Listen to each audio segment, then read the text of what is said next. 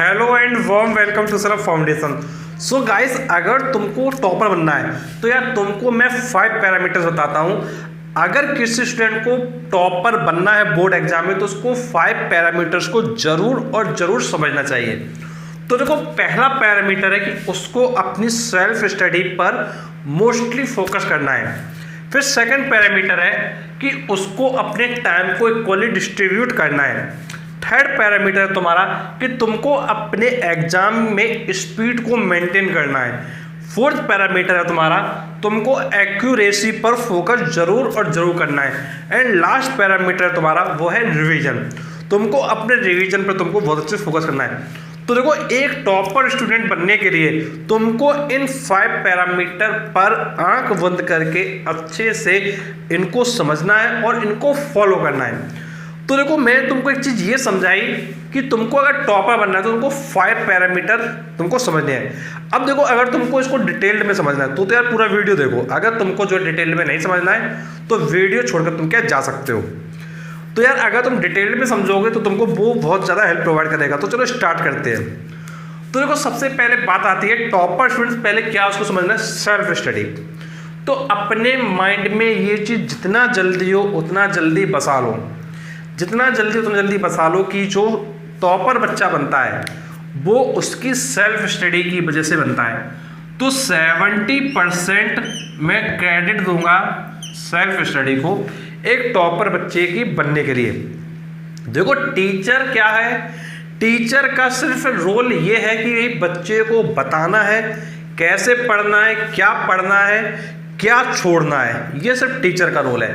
तो टीचर का जो रोल होगा वो सिर्फ होगा 30%। टीचर के लिए तुमको गाइड करेगा कि तुमको कैसे करना है, क्या करना है, किस तरीके से चीज़ों को मैनेज करना है, सिर्फ टीचर इतना करेगा। तो ध्यान रखना है कि तुमको सेल्फ स्टडी पे फोकस करना है।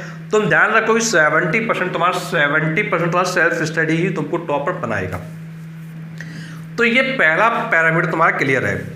अब बात करते हैं सेकंड पैरामीटर की। तो सेकंड पैरामीटर है इक्वल डिस्ट्रीब्यूशन ऑफ टाइम।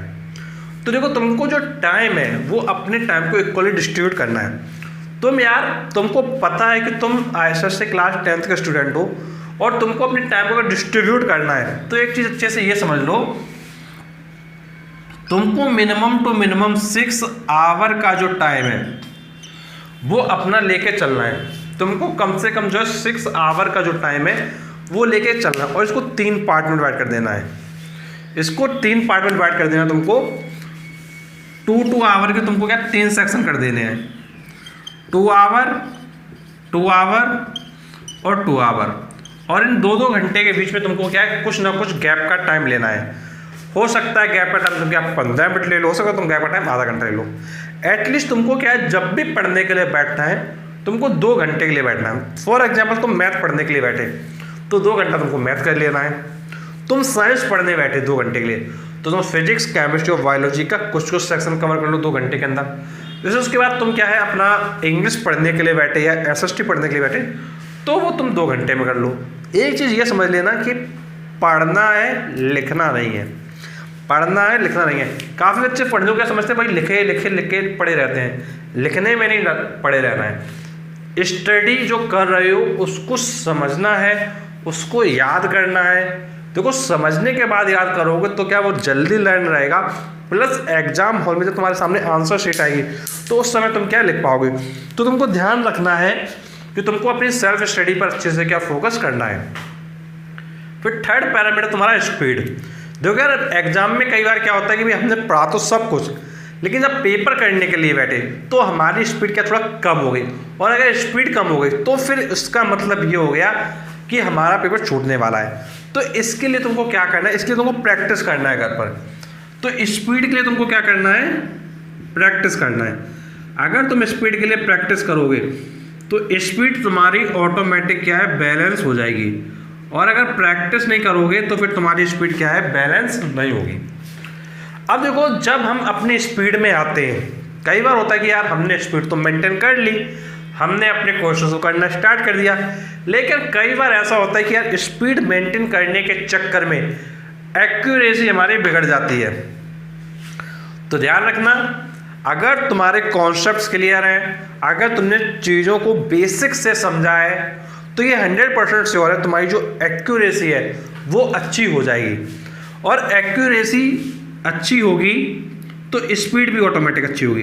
लेकिन कई बार क्या होता है, बच्चे स्पीड तो अच्छी करना चाहते हैं लेकिन स्पीड अच्छी करने के चक्कर में एक्यूरेसी को गड़बड़ा देते हैं। तो ध्यान रखना ये दोनों आपस में इंटरकनेक्टेड हैं, और अगर एक चीज़ अच्छी तुम करोगे तो दूसरी चीज़ को अच्छी करना जरूरी है। तो तुम ध्यान रखना कि भाई एक्यूरेसी अगर अच्छी करोगे तो स्पीड ऑटोमेटिक, तुम उसके बाद अच्छी करो तो ज़्यादा बेटर रहेगा। तो ध्यान रखना स्पीड जरूरी है लेकिन उससे ज़्यादा जरूरी एक्यूरेसी भी है। तो दोनों चीज़ों को आपको क्या है, बैलेंस बनाना पड़ेगा। एंड यार तुम्हारा जो लास्ट पॉइंट है वो है तुम्हारा रिवीजन। देखो रिवीजन तुम्हारा सबसे इंपॉर्टेंट पार्ट है बोर्ड एग्जाम के लिए। देखो क्या होता है कि कई बार बच्चे क्या करते हैं, जैसे उनका स्कूल में होता है टेस्ट जिसको तुम कहते हो यूनिट टेस्ट, और कुछ स्कूलों में इसको कहा जाता है पीरियोडिक टेस्ट। तो तुम्हारा जो यूनिट टेस्ट है या फिर तुम्हारा जो पीरियोडिक टेस्ट है उसको क्या करते हैं बच्चे काफ़ी लाइटली लेते हैं। वो कहते हैं यार फाइनल बोर्ड देंगे, अभी देंगे क्या करना है इसको। लेकिन मैं तुमको एक चीज़ सजेस्ट ये करूँगा, तुमको अपने स्कूल के जितने भी यूनिट टेस्ट है सारे देने हैं, जितने पीरियोडिक टेस्ट है उतने भी सारे देने हैं। तुम सोच रहे हो कि सर क्यों दें सारे, तुम सोच रहे हो क्यों दें सारे, क्या ज़रूरी है? अरे फाइनल नंबर जुड़े क्यों फालतू में देना है? देना है, क्यों देना है? क्योंकि यार इसमें तुमको एक चीज़ ये पता है कि तुम्हारे सपोज करो यूनिट टेस्ट में 2 चैप्टर आए या फिर तुम्हारा 1 चैप्टर आया, तो यार तुमको ये पता है कि 2 चैप्टर अगर आने वाले हैं तो ये 2 चैप्टर तुमको तैयार करने का तुमको एक टारगेट मिलेगा, यही तुमको तैयार करना है। और यूनिट टेस्ट जब तुम दोगे तो तुमको पता चलेगा कि नंबर ऑफ क्वेश्चंस कैसे कैसे पूछे जा सकते हैं, और तुमने जो 2 चैप्टर तैयार किए थे उससे तैयार करने के बाद तुम्हारे कितने नंबर आए। तो जो भी तुमने 2 चैप्टर तैयार किए थे जो तुम्हारे यूनिट टेस्ट में आ रहे थे उनको तैयार करने में तुम्हारे मार्क्स कितने आ रहे हैं। अब देखो एक चीज़ ये मत कहना कि पेपर स्कूल वालों ने टफ बना दिया था। देखो यार टफ है तो सबके लिए। अगर तुम एक टॉपर बनना चाहते हो, तो यार तुमको अपने एग्जाम की प्रिपरेशन हर एक एंगल से करना है, चाहे पेपर टफ हो चाहे पेपर इजी हो, लेकिन तुम्हारा प्रिपरेशन का लेवल इतना अच्छा हो कि एग्जाम पैटर्न के अकॉर्डिंग तुम्हारा एग्जाम कितना भी टफ आ जाए तुम उसको कर ले जाओ। और अगर तुम उसको कर लोगे तभी यार तुम एक टॉपर कैंडिडेट की श्रेणी में आते हो, अदरवाइज यार तुम टॉपर कैंडिडेट बन ही नहीं पाओगे। तो ये बिल्कुल रियलिटी है। तो ध्यान रखना तुम्हारे स्कूल में जो तुम्हारा फर्स्ट यूनिट टेस्ट हो रहा है उसको दो, सेकंड यूनिट टेस्ट है उसको दो, उसके बाद तुम्हारा जो हाफ ईयरली एग्जाम है उसको दो, उसके बाद तुम्हारा जो थर्ड यूनिट टेस्ट है उसको दो, तुम फोर्थ यूनिट टेस्ट को दो। उसके बाद तुम अपना क्या करो, जो तुम्हारे स्कूल में प्री बोर्ड होता है उसको दो। तो मैं तुमसे ये कहूँगा कि भाई सेकंड प्री बोर्ड तुम छोड़ भी सकते हो लेकिन फर्स्ट प्री बोर्ड बिल्कुल मत छोड़ना। यार इतने टेस्ट दोगे तो तुमको एनालाइज पता चलेगा कि यार तुम्हारे मार्क्स कितने आ रहे हैं, तुम किस लेवल पे हो, और अगर लेवल बिगड़ रहा तो यार प्रिपरेशन पे फोकस करो। और यार ये सारी चीज़ तुमको स्टार्टिंग में ही समझना इंपॉर्टेंट है। और जब तुम टेस्ट दोगे तो तुम्हारा जो रिवीजन है वो तुम्हारा मल्टीपल रिवीजन तुमको करना पड़ेगा, क्योंकि तुम जब पहला यूनिट टेस्ट दे के आओगे तब तुमको रिवीजन करना पड़ेगा, सेकंड यूनिट टेस्ट दोगे तब भी रिवीजन करना पड़ेगा, तुम हाफ ईयरली दोगे उसमें रिवीजन करना पड़ेगा, थर्ड यूनिट टेस्ट में रिवीजन करना पड़ेगा, फोर्थ यूनिट टेस्ट रिवीजन करना पड़ेगा, इसका तुम जब प्री बोर्ड दोगे तो उसमें रिवीजन करना पड़ेगा। ओवरऑल तुमको रिवीजन तो करना ही पड़ेगा। तो इस तरीके से अगर तुम 5 पॉइंट फिर कंसिस्टेंट रहते हो तो डेफिनेटली तुम्हारी प्रेफरेंस अच्छे लेवल से होगी। और कोई भी इसके रिगार्डिंग तुम्हारा डाउट है तो यार नीचे कमेंट बॉक्स से कमेंट में पूछ सकते हो।